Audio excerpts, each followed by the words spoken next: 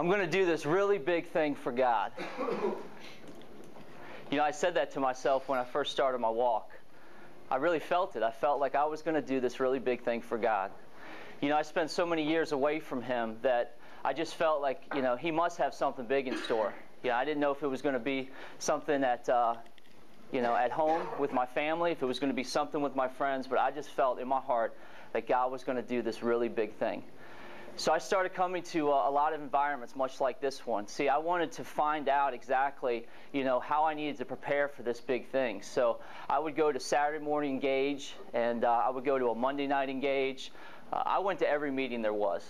And I really wanted to get prepared, because if I was going to do something big out there, I felt like in here is where I needed to prepare. So one night at Encounters, Encounters is actually over at Blue Ridge. It's on Tuesday nights. I was there and I was listening to Woody talk, and I had about 3 guys sitting at the table, much like you guys are set up here. And you know, as the night went on, we kind of got to know each other a little bit. I noticed that each one of the 3 guys was struggling with something. One guy had, you know, some depression issues. Another guy had issues with alcohol. Another guy just lost his job. And I was really starting to feel for these guys, but you know, that night I had plans. Actually, at the time it was my girlfriend Danielle. We had plans to meet up at a coffee shop afterwards. So you know, I kept looking at my watch, and I knew, you know, when Woody was done, I was going to hit the road. So at the end of it, you know, Woody does this thing we call a takeaway, and you sit there and you spend some time with the guys. Well, you know, I thought it would probably be a good idea for me to stay, but I had other things to do, and just kind of, you know, made some quick excuse for the guys. And in my mind, I thought, you know, there's somebody else here that can help these guys. They don't really need me, you know, tonight. So I got up and I left. I want to share to you about a story about a guy in the Bible. His name is Peter. A lot of you guys know Peter.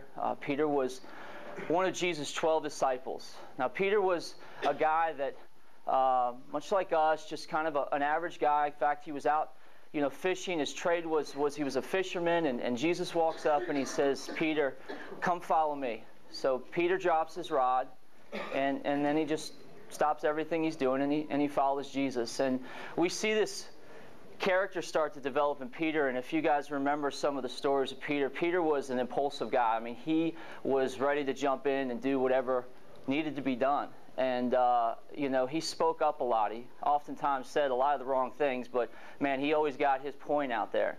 And he spent 3 years with Jesus, and they did a lot of different things. And I think in his mind he thought, yeah, I'm going to do something really big here. So we see this go on, and towards the end here, we have this scene where, you know, Jesus and some of his disciples, including Peter, are coming out of the garden. And right there, the chief priests and some of the Roman guards come up, and they're about to arrest Jesus. And Peter reaches for a sword, and he cuts his ear off. Jesus is like, "Hold on, Peter. I've got this."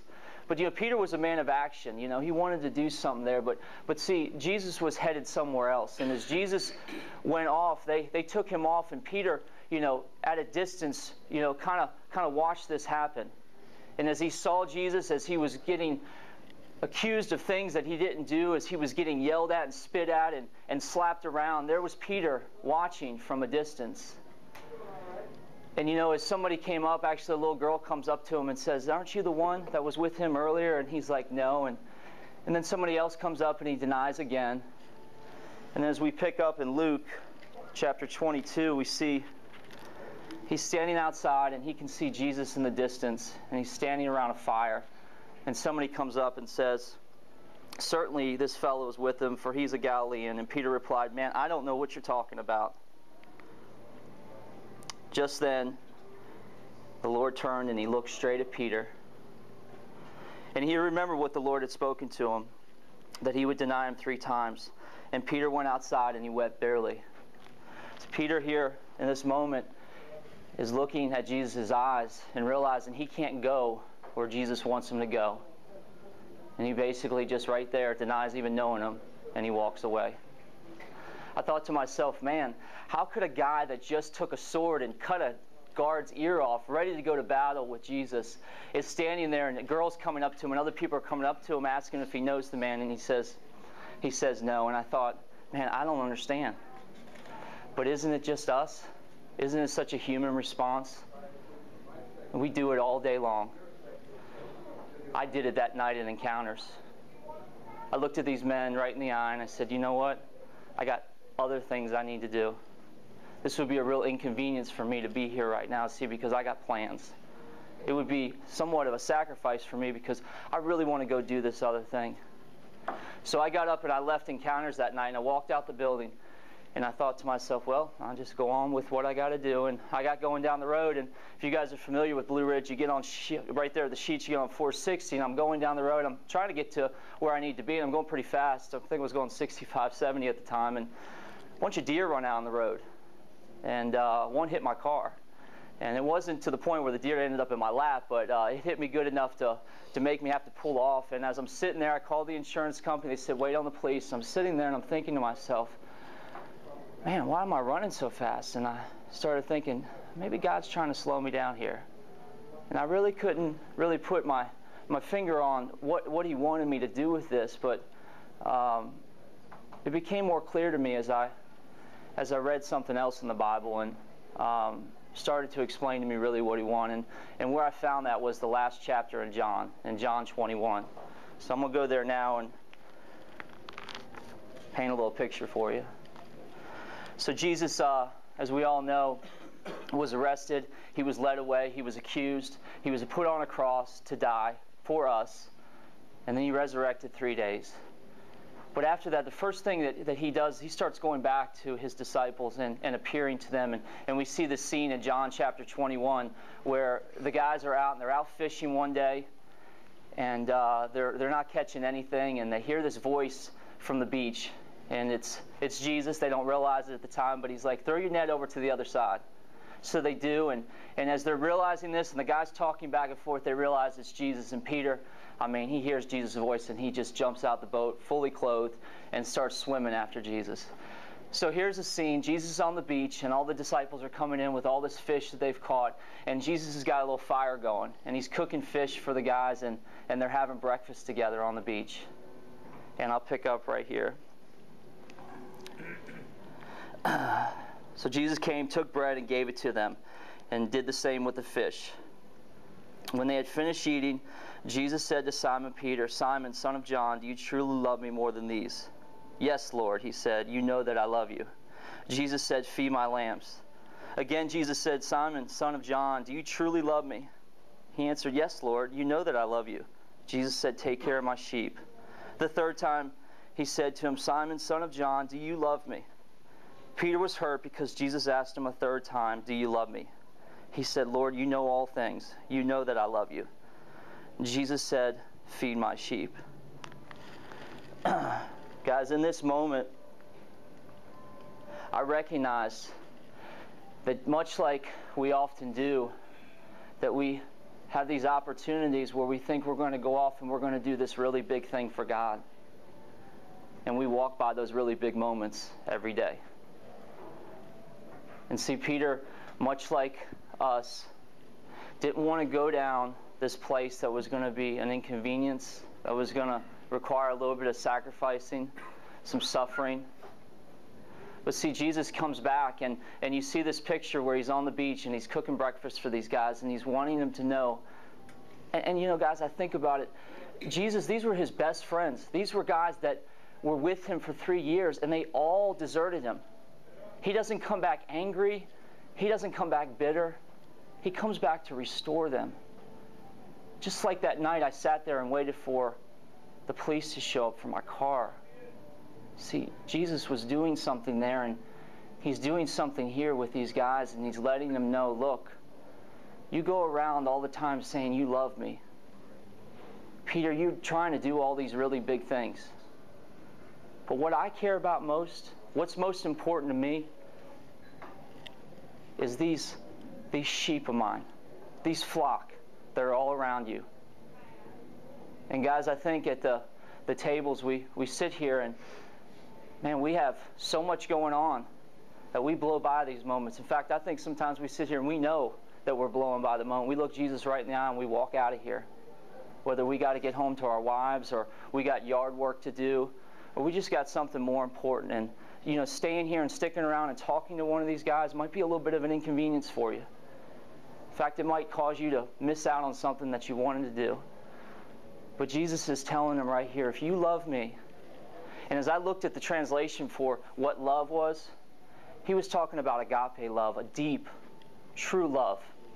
In fact, even the last time he says it in the Greek translates phileo, just like a brotherly love. He says, do you truly love me? Do you love me, Peter? Are we even friends? Because if so, feed my sheep.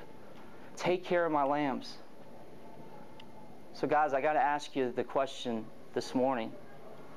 Is there somebody recently in your life that needed you and you walked away? They really needed you to be there for them, and it was going to be an inconvenience, so you walked away. Happened to me. Happens every day. What got in the way? What was it? See, because I think what I'd love for us to do this morning is I would love for us to have that moment on the beach over breakfast this morning where Jesus comes back and he restores us and he reminds us exactly what this is all about. It's about the flock. It's about the people right here. Some of you guys have been doing this for a while. Some of you guys have been showing up Saturday morning and been doing it for a while. But ask yourself the question, do you really love Jesus? Are you taking care of his sheep? Are you tending to his lambs? I wouldn't be here today if there weren't people that would step into my life as a big brother and help me walk this thing out. There's people here this morning that need you to feed them. You know, as we see Peter and as he goes on and you read about him later on and what he does in Acts, and I think of all the amazing things that the Holy Spirit did through him. But I think if this moment on the beach had not happened, if God had not come back and reinstated Peter and encouraged him and said, even though you walked away, even though in that big moment when you had that big opportunity to do something for me, you didn't do it. Here, I'm going to encourage you right now and let you know what this is all about. Because as you go around telling everybody that you love me, I love Jesus, prove it. Feed my lambs. Take care of my sheep. So this morning, guys, I'd love for us to just take some time and have some breakfast and just talk about that. And as we walk out of here, we can truly say that we love Jesus by those that are in our lives that we're helping look after for him. So thank you for letting me share this morning. Stephen, you want to close up? In fact, we say that around here. We have this saying, the big brother, little brother. It started a couple years back, and this idea of you reaching out to somebody that's a little farther along the journey, and then having the opportunity to reach back for somebody that's just starting their journey. And I think Peter kind of summed this up best for us when, at the end of his life, he wrote this letter to Mark and Timothy, and I'm going to read you his words now. In 1 Peter chapter 5, he says, to the elders among you, I appeal as a fellow elder, be shepherds of God's flock that is under your care, serving as overseers, not because you must, because you are willing, as God wants you to be, not greedy for money, but eager to serve, not lording over those entrusted to you, but being examples to the flock. You young men, in the same way, be submissive to those who are older, all of you. Clothe yourself with humility toward one another, because God opposes the proud, but gives grace to the humble. Humble yourself, therefore, under God's mighty hand, that he may lift you up in due time. Cast all your anxieties on him, because he cares for you. Guys, I can't tell you how much I've seen that lived out in this group. I've seen it lived out in these environments that we're in. When we start realizing what really gets to the heart of why we say we love Jesus is when we start to love others in our lives. So as you guys leave today, I want you to do something for me. I want you guys to get each other's numbers if you don't have them. I want you to exchange those. And I want you guys to remember each other this week and reach out to one another. Give each other a call. Let them know what's going on in your life. And also maybe ask them what's going on in their life.